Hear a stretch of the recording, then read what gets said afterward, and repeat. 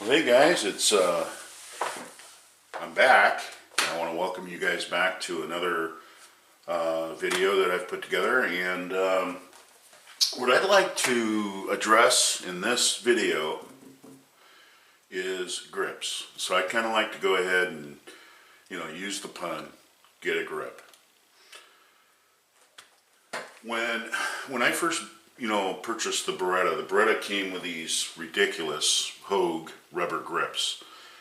And I'm going to tell you something. These are, the Beretta is thick through the girth. Okay, it's thick through the girth, and so if you have a medium to small size hand like mine, you have a hard time shooting this with just one hand. So one of the first things I did when I bought the Beretta is I took those grips off and I ordered a set of these tactical grips that are thinner than the factory grips that come with the pistol. And I found that these grips work for me. I mean, they position my hand in a way where I can go ahead and get my trigger finger in there, and they just work for me.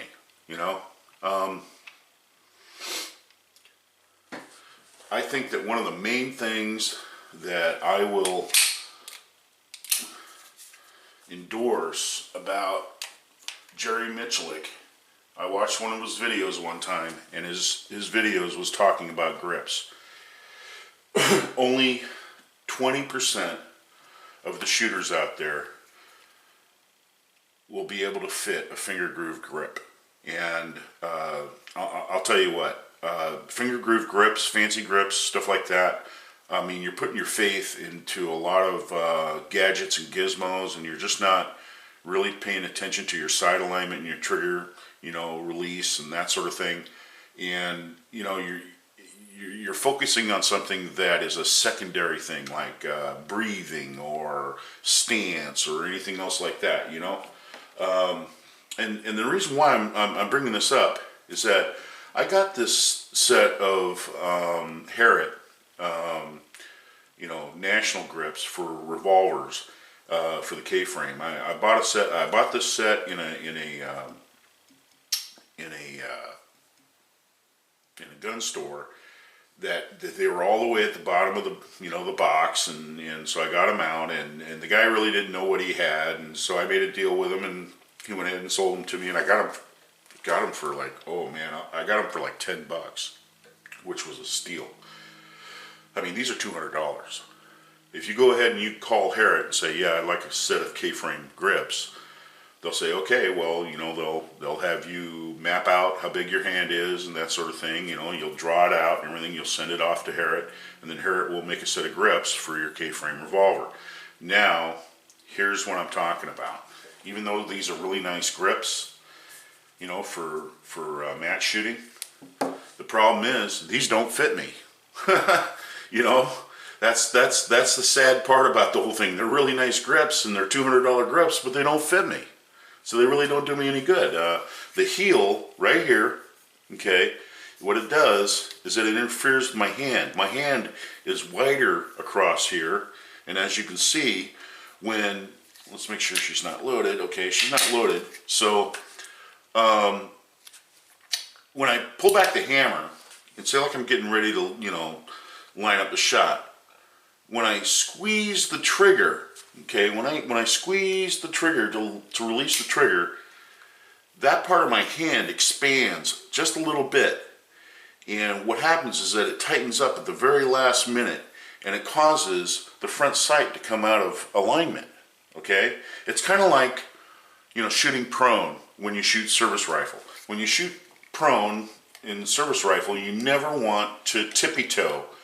Okay, you never want to leave your toes straight up like this, because they wobble back and forth, and that makes the front sight wobble back and forth. So you always want to have your feet flat behind you when you're in the prone position. Same deal. Any type of movement at the very last bit of the release of the trigger is detrimental to accuracy, no matter how much you're trying to, concentrate sights. This is a Smith & Wesson Model 14. It's the match masterpiece, and this pistol will shoot, at 50 yards, just, within an inch with wad cutter ammunition. It's a very accurate pistol, but with these grips, I can't have any type of consistency. So these are going to come off, and I'm going to go ahead and put another set of grips on there. Now, there's a way that you can enhance pistols with grips, okay? And as you can see, this is a model Smith & Wesson 41 22 long rifle. This is their premier, excellent pistol. This gun is amazingly accurate. You can perform surgery with this thing. But the grips that are on it are Harrod trainers. And as you can see, they've mimicked the back strap and the grip panels, okay, as though they're the 45, because this has the 45 angle to the grip. So I don't have to change my grip at all between my 45 and my 22 if I shoot this pistol. So it has an advantage there. And I can shoot this pistol very well. I don't have to change my hand position or anything like that like a Ruger Mark II. Ruger Mark IIs are very pronounced. You have to hold them in a certain way. And I don't have to change any of that if I shoot my Smith & Wesson Model 41 or my high standard Model 106. Another thing too, grips don't have to be expensive, okay? These grips right here, I got these from Handgun Guns. They're made by Harrod. And these grips right here, they were $8 a set. They're just walnut grips. And I like them. They're flat. They're the same, they don't have any palm swells or anything like that. I mean, they just fit my hand. And once you get used to shooting with grips like this, that's the only way that you'll have your 45, your 1911 setup, is with flat panels like this. These are excellent, and not only that, they're cheap. And so when they get all sweaty and full of sweat and oil and all that other stuff, you can take them off. You can soak them in turpentine if you want. $8, guys. Just throw them away and put a new set on them. I mean, I got brand new ones of these, or just sitting there. So I'm not going to run out of new ones soon. Well, anyway, finger groove grips. As you know, this is the Hogue grip. This is offered from companies like Smith & Wesson. They come stock on their pistols. They probably have the Smith & Wesson logo on the side, that sort of thing. These right here I bought at a sportsman shop. But as you can see, when I go to grip that grip, okay, it looks like I got a pretty good grip on it, but when you take this finger away and this finger away, look at what it does. It causes the girth of my finger to spread out, and what it does is it causes this to crowd. And then also my pinky is not in the right position at the very bottom of the grip. And also another thing too, I have to squeeze really hard in order to get control over this part of the frame of the gun.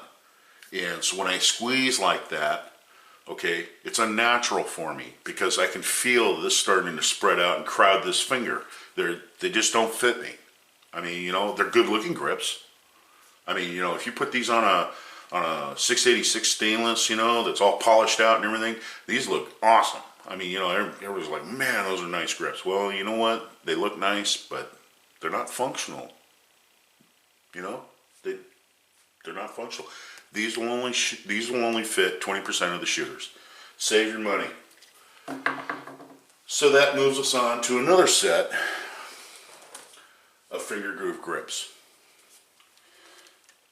This is model 15 Smith & Wesson. This is a combat masterpiece. I've had this pistol for quite a while, and it's a beautiful gun. It shoots absolutely wonderful. But as you can tell, these have finger groove grips, but they are the Packmeyers.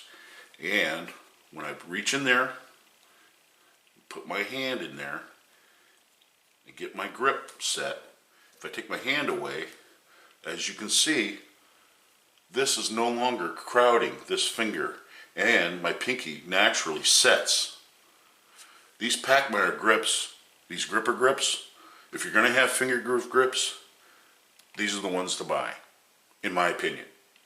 I mean, not everybody's hand is the same, but I think these are the best. They seem to fit everybody. You know, so that's what I got on this. These work. So, where am I going to go from here? If you do own a Beretta or a Taurus, you know, as far as service pistol, I don't want to get off the beaten track as far as the service pistol and the reasons why the Army had selected the Beretta and that sort of thing. But the truth of the matter is that when they shoot their qualification shoots, they use two hands. So if you use two-handed grip on the Beretta, you know, you probably have pretty good. But for a single grip stance and you're trying to shoot national match, this pistol has a lot to be desired there, because it's got a lot of girth here, not like a 45, you know. So what's my take on the whole thing? I'll show you the best grips for the money, and I know you guys ain't gonna like it. You guys are gonna say, man, those things are ugly. I wouldn't get caught dead with those on my gun.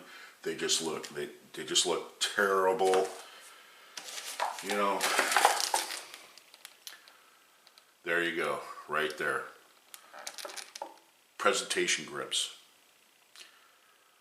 These was the first style of grips that Bill Pachmayr, I think that's what his name was, Frank. His name is Frank Pachmayr. Frank Pachmayr came out with back in the late 50s, early 60s, and he formulated these out of a special type of rubber.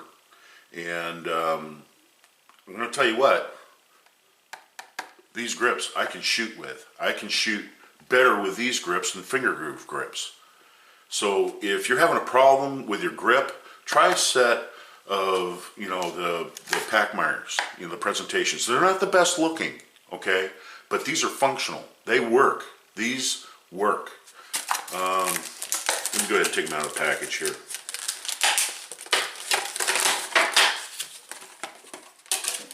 Give you a little demo here.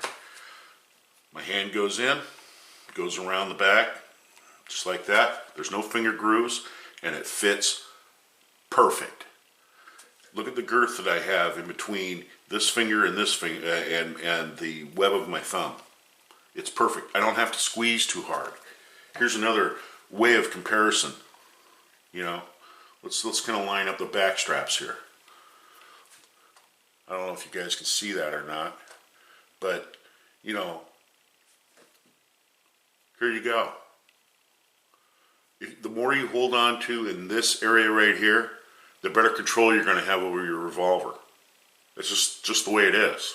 I mean, if you're squeezing really thin, you only have a certain amount of contact with your grip. This widens that and also makes it more comfortable to shoot. And it positions your trigger finger in the same spot every time.